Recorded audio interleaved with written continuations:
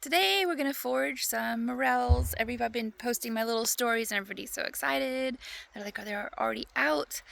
We have an early variety here in my backyard, so I don't have to go out far. I can check on them every single day. They're called early black morels, and they're a Morchella species that come out in March instead of April. And I'm just gonna show you how this goes. So I'm gonna turn around the camera. All right, and this is how this goes. There's leaf litter, right? Last year's leaf litter we keep on the grass here. We have gigantic balsam poplars right here and down this row.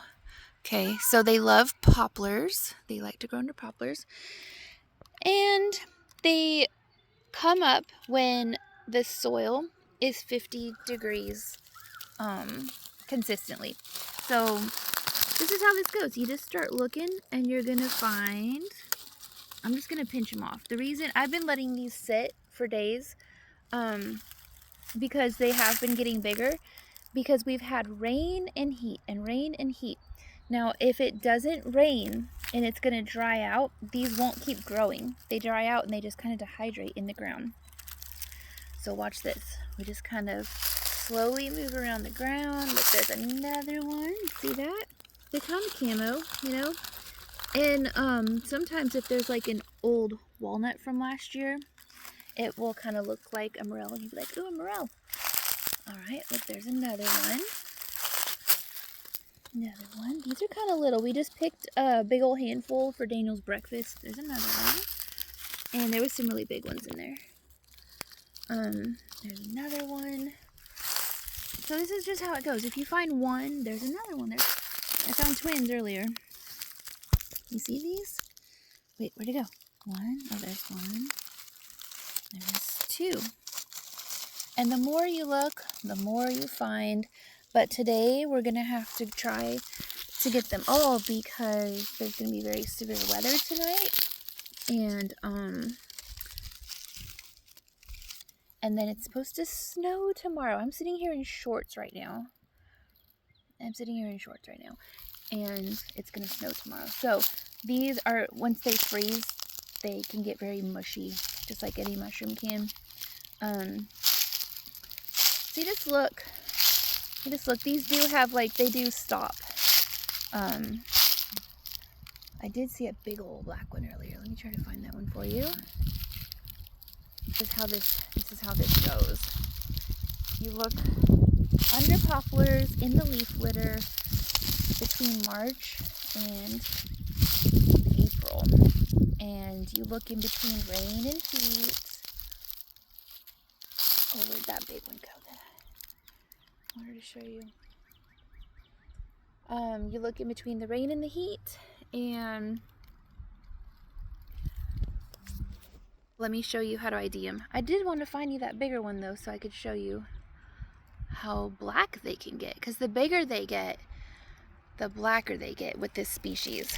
So let me see if I can't find you a good one. And then I'm going to show you how to positively ID these things, because there is a lookalike, a false morel, but to me it looks more like a brain or something. It doesn't look like a morel to me, but to somebody who's new to this, it might look similar. Oh, here's a good one to show you. Okay, here's a good one. So see, they're younger and they're more tan, and when they're really young, they're even more tan than this. And then they get older, and this is still not like a big one. Oh look, now that it's like if you stay still in a spot for a minute, you just start seeing them everywhere.